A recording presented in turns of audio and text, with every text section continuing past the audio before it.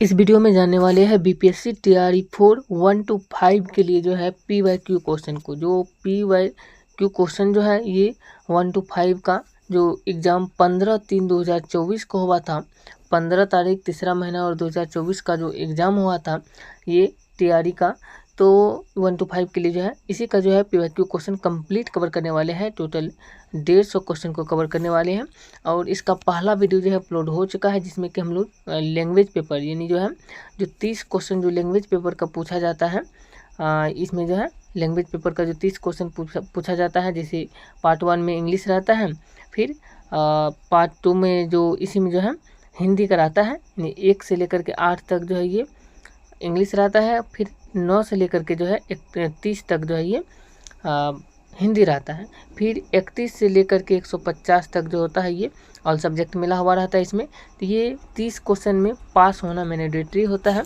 तो इसी को कवर करने वाली है। तो आपको जो है इससे पीछे के वीडियो में जो है हम लोग कुछ वीडियो को यानी कुछ क्वेश्चन को जान चुके हैं और जहाँ तक आपको बता दिए है उससे आगे के क्वेश्चन को बताने वाले हैं। तो इससे पीछे जो और भी एग्ज़ाम हुआ था वो सब भी वीडियो अपलोड है चैनल पर। जितने भी टीआरई 1 का, टीआरई 1 हो गया, टीआरई 2 हो गया, टीआरई 3 हो गया, तीनों टीआरई का जो है जितना भी एग्ज़ाम हुआ है सारे क्वेश्चन आपको बताने वाले हैं और बहुत सारे क्वेश्चन बता चुके हैं। आप प्लेलिस्ट में जाकर के देख सकते हैं।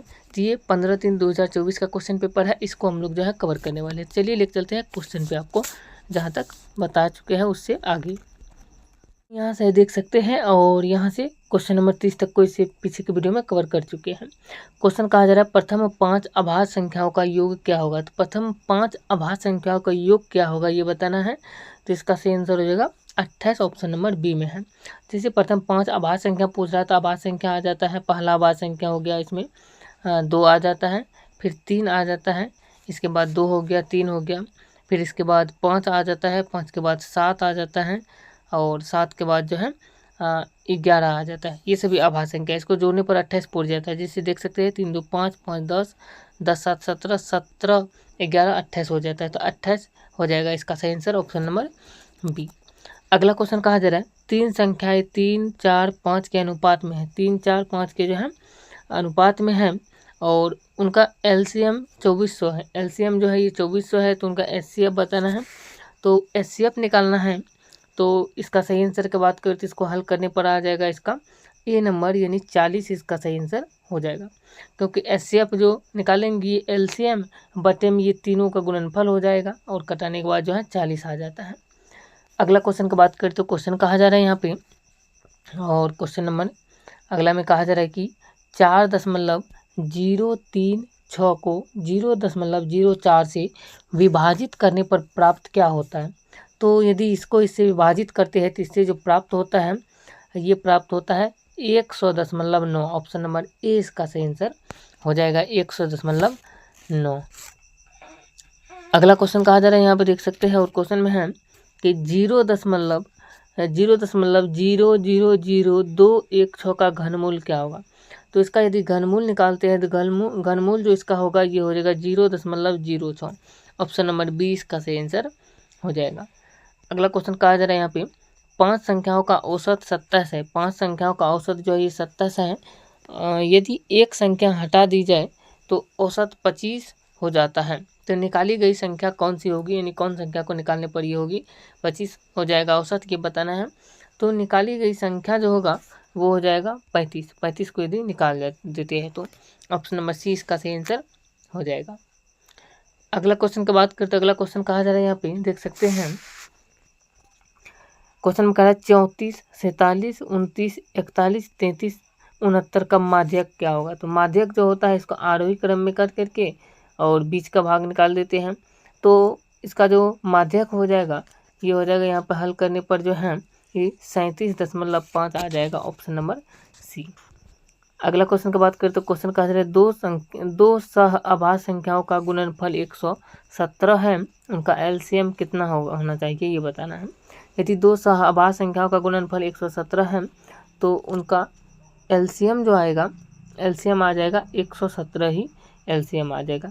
2 अभाज्य संख्याओं का गुणनफल 117 है तो उनका एलसीएम 117 ही आएगा। अगला ऑप्शन नंबर 20 का सही आंसर हो जाएगा। अगला क्वेश्चन कहा जा रहा है यदि 1/3 प्लस 1/2 प्लस 1/x बराबर 4 है तो x का मान ज्ञात कीजिए। यदि इसको हल करते हैं तो हल करने पर इसका मान जो आ जाएगा, इसका मान हल करने पर इसका मान आता है 6/19 आता है। तो चलिए ऑप्शन में देखते हैं कौन सा ऑप्शन में 6/19 है, इसको देखते हैं। 6/19 जो है ऑप्शन नंबर ए में है, तो ए नंबर इसका सही आंसर हो जाएगा। अगला क्वेश्चन की बात करें तो क्वेश्चन कहा जा रहा है एक छात्र के अंक गलती से 63 के बजाय 83 दर्ज हो गए। इस कारण से कक्षा के औसत अंक आधे से बढ़ गए। कक्षा में छात्रों की संख्या बताना है। तो कक्षा में छात्रों की संख्या जो हो जाएगा ये हो जाएगा 40। कक्षा में छात्रों की संख्या 40 हो जाएगा, ऑप्शन नंबर बी। अगला क्वेश्चन है यदि 5 पर पावर x प्लस 3 बराबर 25 पर पावर 3x माइनस 4 तो x का मान क्या होगा। तो इसमें यदि निकाला जाए तो x का मान जो आ जाएगा ये आ जाएगा 11/5, ऑप्शन नंबर ए इसका सही आंसर हो जाएगा 11/5। अगला क्वेश्चन की बात करें तो क्वेश्चन कहा जा रहा है यहाँ पे 1210 रुपया को ए बी सी के बीच विभाजित किया गया ताकि ए अनुपात बी बराबर है 5:4 और बी अनुपात सी बराबर 9 है, 9:10 है।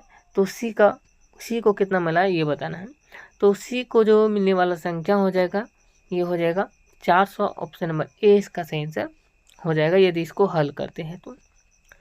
अगला क्वेश्चन की बात करें तो क्वेश्चन में कहा जा रहा है 5% वार्षिक साधारण ब्याज पर निवेश की गई किसी धनराशि का मूल्य 40% तक बढ़ाने में कितना समय लगेगा। तो 40% तक बढ़ाने में जो इसमें समय लगेगा ये लगेगा 8 वर्ष, ऑप्शन नंबर सी इसका सही आंसर हो जाएगा 8 वर्ष। अगला क्वेश्चन कहा जा रहा है 2 घनों के आयतन का अनुपात 8:27 है, उनके सतह क्षेत्रफल का अनुपात जो होता है ये बताना है। तो उनके सतह क्षेत्रफल का जो अनुपात हो जाएगा ये हो जाएगा 4:9, यानी जो है 4:9 हो जाएगा, ऑप्शन नंबर बी इसका सही आंसर हो जाएगा। अगला क्वेश्चन कहा जा रहा है x बराबर 3 y बराबर -2 समीकरण 4px - 3y बराबर 12 का एक समाधान है तो p का मान बताइए। तो इसमें यदि हल कर इसको x और y का मान यहाँ पर समीकरण में रखते हैं तो p का जो मान आएगा तो p का मान आ जाएगा 1/, यहाँ पर जो है ऑप्शन नंबर सी इसका सही आंसर हो जाएगा, सी नंबर 1/2। अगला क्वेश्चन की बात करें तो क्वेश्चन कहा जा रहा है कि y² - 7y plus 12, y² - 7y plus 12 का गुणनखंड क्या है। तो y² - 7y प्लस 12 का जो गुणनखंड होने वाला है ये होने वाला है इनमें से कोई नहीं, क्योंकि इसका जो यदि गुणनखंड करते हैं तो इसका गुणनखंड करने पर जो होता है ये आता है y-3 और y-4, y-3 आ जाता है और y-4 आता है। तो y-3 नहीं है, y-4 नहीं, यहाँ पर अगर y-4 है तो y+3 में आ जाता है, लेकिन ये दोनों माइनस में ही होता है, इसलिए इनमें से कोई नहीं होगा। अगला क्वेश्चन की बात करें तो क्वेश्चन कहा जा रहा है यहाँ पे क्वेश्चन है अगला कि अवलोकनों 2, 3, 7, 9, 7, 1, 1, 9, 1, 6, 9 का बहुलक क्या होगा। तो इसमें बात करें तो बहुलक जो होगा, बहुलक का मतलब होता है सबसे अधिक बार आने वाली संख्या बहुलक। तो इसमें बहुलक जो हो जाएगा ये 1 से अधिक हो जाएगा, ऑप्शन नंबर डी में, क्योंकि 1 भी जो है इसमें 3 बार आ जाता है, 2 1 3 बार आ जाता है, और 9 भी जो है ये 1 2 3 बार आ जाता है, इसलिए ये दोनों होगा, इसलिए 1 और 9 दोनों होगा, इसलिए 1 से अधिक हो जाएगा, ऑप्शन नंबर डी में। अगला क्वेश्चन की बात करें तो क्वेश्चन कहा जा रहा है निम्नलिखित में से वह कौन सा यंत्र है जिसके द्वारा विद्युत परिपथ में बहने वाली धारा की पहचान होती है। तो वह यंत्र का नाम जो होगा वह यंत्र का नाम है गैल्वेनोमीटर, ऑप्शन नंबर ए इसका सही आंसर हो जाएगा। अगला क्वेश्चन की बात करें तो क्वेश्चन कहा जा रहा है यहाँ पे देख सकते हैं, और क्वेश्चन में है सितारों के चमकने की प्रकाशीय प्रक्रिया निम्नलिखित में से किसके कारण होती है। तो सितारों के चमकने की प्रकाशीय प्रक्रिया जो होती है ये होती है वातावरणीय अपवर्तन के कारण, वातावरणीय अपवर्तन, ऑप्शन नंबर बी इसका सही आंसर हो जाएगा। अगला क्वेश्चन है यहाँ पे पोर्सलिन मग में गर्म चाय पीना सुविधाजनक है स्टील के गिलास की तुलना में क्यों। क्योंकि ये जो है ये होता है पोर्सलिन उष्मा का कुचालक होता है, इसलिए ऑप्शन नंबर 20 का सही आंसर हो जाएगा। अगला क्वेश्चन की बात करें तो क्वेश्चन नंबर 50 में कहा जा रहा है, देख सकते हैं यहाँ पे कि अवतल दर्पण द्वारा बनाया हुआ प्रतिबिंब कैसा होता है।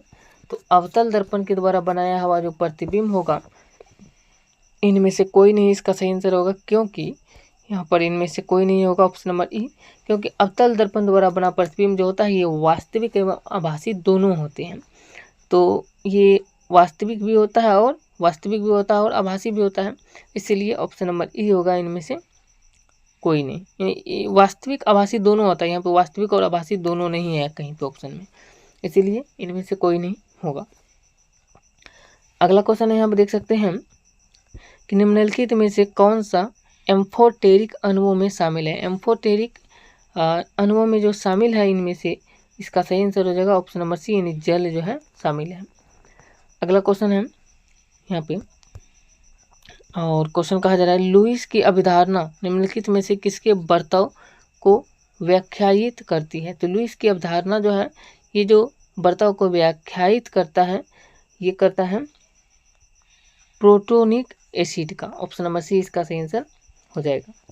अगला क्वेश्चन कहा जा रहा है उदासीनीकरण प्रक्रिया का उत्क्रम क्या है। तो उदासीनीकरण प्रक्रिया का उत्क्रम है हाइड्रोलिसिस, ऑप्शन नंबर सी इसका सही आंसर हो जाएगा। अगला क्वेश्चन की बात करें तो क्वेश्चन कहा जा रहा है यहाँ पे कि निम्नलिखित में से कौन सा द्वितीयक प्रदूषक है। तो द्वितीयक प्रदूषक जो इनमें से है, द्वितीयक प्रदूषक को हम लोग जो है HF कहते हैं, ऑप्शन नंबर बी में है HF इसका सही आंसर हो जाएगा। अगला क्वेश्चन है कि DNA का कौन सा भाग प्रोटीन की सूचना देता है। तो DNA का जो प्रोटीन का सूचना जो देने वाला भाग होता है वो होता है जीन। DNA का जीन जो होता है ये प्रोटीन का सूचना देता है, ऑप्शन नंबर सी में है। अगला क्वेश्चन कह रहा है यदि कोई बीमारी नॉन ह्यूमन प्राणी से किसी मनुष्य में पहुंचती है तो इसे क्या कहते हैं। तो इसे जो है इसे कहा जाता है पशुजन्य बीमारी, ऑप्शन नंबर ए पशुजन्य बीमारी। अगला क्वेश्चन की बात करें तो क्वेश्चन कहा जा रहा है यहाँ पे कि निम्नलिखित में से कौन सा अजीवीय कारक नहीं है। तो अजीवीय कारक की बात करें तो इनमें जंतु जो है ये अजीवीय कारक नहीं है, ऑप्शन नंबर 20 का सही आंसर होगा। अगला क्वेश्चन है वायु प्रदूषण का प्रभाव प्रायः निम्नलिखित में से किस पर पाया जाता है। तो वायु प्रदूषण का प्रायः जो प्रभाव जो पड़ता है ये पड़ता है ज़्यादातर जो पड़ता है ये पड़ता है पत्तियों पर, ऑप्शन नंबर सी इसका सही आंसर है पत्तियों पर पड़ता है। अगला क्वेश्चन है यहाँ पे कि इलेक्ट्रॉन का प्रवाह निम्नलिखित में से क्या कहलाता है। तो इलेक्ट्रॉन का प्रवाह जो होता है ये कहलाता है विद्युत धारा, इलेक्ट्रॉन का प्रवाह विद्युत धारा कहलाता है। अगला क्वेश्चन है निम्नलिखित में से आपेक्षिक घनत्व के लिए सही इकाई यानी सही मात्रक चुनिए। तो आपेक्षिक घनत्व के लिए जो सही मात्रक जो होता है ये हो जाएगा मात्रक विहीन होता है ये, इसीलिए ऑप्शन नंबर 20 का सही आंसर हो जाएगा मात्रक विहीन। तो इस वीडियो में इतना क्वेश्चन कवर किए, नेक्स्ट वीडियो में हम लोग कवर करने वाले हैं क्वेश्चन नंबर 61 से आगे के क्वेश्चन को। तो वीडियो कैसा लगे आप लोग कमेंट करके बताइएगा। मिलते हैं नेक्स्ट वीडियो में। जय हिंद।